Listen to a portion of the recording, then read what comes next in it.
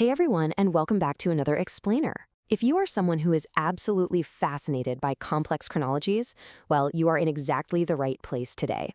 We are going to be untangling a highly specific, honestly pretty mind-bending mathematical timeline derived from the source material revealing Revelation. We're looking at a theory that completely reimagines the sequence of the end of days, and we'll be breaking down this entire chronological puzzle using the exact visual models presented by the source.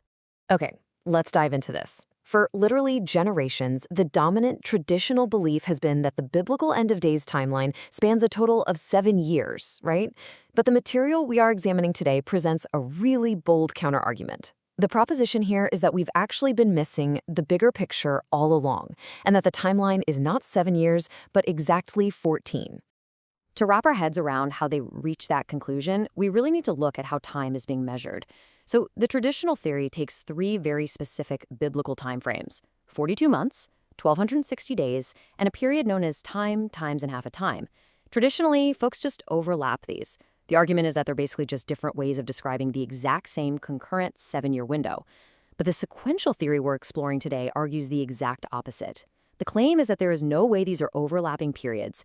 Instead, they are consecutive, sequential blocks of time that stack end to end to build a much longer 14-year framework.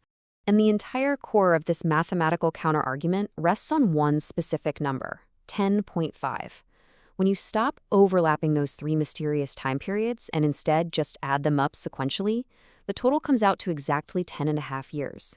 But to understand how 42 months plus 1,260 days plus a rather cryptic third period equals 10.5 years, we have to do a little bit of grammar and math. Here is exactly how that cryptic third phrase is broken down: time and times and half a time. The source emphasizes that the commas and the word "and" are absolutely crucial here because they indicate separation and addition. Think of it like a formula. Time equals 1. And times means plus 2. And half a time means plus 1/2. Add that all together, 1 plus 2 plus 0.5, and you arrive perfectly at 3.5 years. So 42 months is 3.5 years. 1,260 days is 3.5 years. And this phrase is 3.5 years. Stack them sequentially, and boom, you hit that 10.5-year mark. All right, moving on to the chronological puzzle, tracking the timeline through the was, is not, and ascends motif. Now, what's really interesting about this slide is how this specific verse from Revelation 17:8 is used as the master key to unlock the whole chronological sequence. The beast that was, and is not, and shall ascend out of the bottomless pit. According to the framework we're looking at, these 3 specific states of being perfectly mirror the 3 distinct blocks of time we just calculated. Let's map this out row by row. Era 1 represents the was phase, spanning 42 months. Era 2 is the is not phase, running for 1,260 days. And Era 3, where the beast ascends, aligns with our calculated 3.5 years. It's an incredibly structured, almost mathematical framework for reading the text. Let's zoom in on Era 1, the was phase, which lasts 42 months. Now, the argument presented is that the overarching 14-year timeline actually begins much earlier than those 42 months. It's proposed that the timeline kicks off all the way back with World War II, which represents the first half of a period known as the Seals. And it's not until about the midpoint of these seals that the beast actually gets his power, officially starting the 42-month clock of this sequential timeline. During this specific 42-month was phase, several really key events are outlined based on Chapter 13. This is essentially the era of the beast's authority. The mark of the beast is introduced, and both false Christs and false prophets are highly active on the scene. However, this era completely shifts gears when the Lord steps in toward the end of the seals, defeating the beast and casting him straight into the bottomless pit. Which naturally brings us to Era 2, the is not phase, lasting exactly 1,260 days. An incredibly fascinating observation is made here by the source when comparing the texts of Mark and Matthew. During this 1,260-day period, which aligns with the first half of the trumpets, the false prophet is still totally active on the earth. However, the false Christ, meaning the beast, is notably absent from the text. And why is that?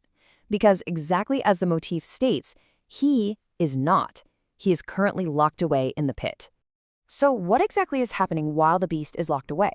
While chapters 11 and 12 detail that the woman is placed and protected in the wilderness, the city streets and the temple are actively being rebuilt, and most importantly, this is the exact 1,260-day window where the two witnesses take the stage. They are able to prophesy freely without the beast there to interfere. And that leads us to the final block, Era 3, the Ascends phase, lasting 3.5 years. Let's look at how this transition happens chronologically. Right at the midpoint of the trumpets, the 1,260 days of the witness's prophecy conclude. At this exact junction, the source notes the Satan is cast down to earth. The bottomless pit is finally opened up, and the beast ascends right back onto the world stage. This entire sequence is linked directly with Revelation 11:7. The very moment the witnesses finish their 1,260-day testimony, the beast descends from the pit and immediately makes war against them. This specific event kicks off the final 3.5-year block of that 10.5-year sequential calculation we did earlier. And this brilliantly illustrates a specific mathematical nuance applied to the text right here. Daniel 12:7 is pointed to as describing the duration of this specific war against the witnesses. But look really closely at the phrasing, time, times, and a half. It is missing the crucial word and right before times that we saw earlier.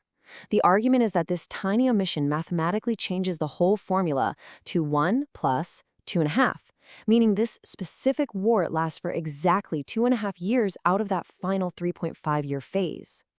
Let's move to the final piece of the puzzle, the final calculation, bringing in the Jubilees and the days of Noah. So to complete the whole 14-year framework, those 10.5 sequential years are combined with the initial build-up phase we discussed. But that leaves one highly specific, lingering final piece of time, exactly 1 year and 10 days. So the crucial point is where this highly specific 1 year and 10 days actually comes from.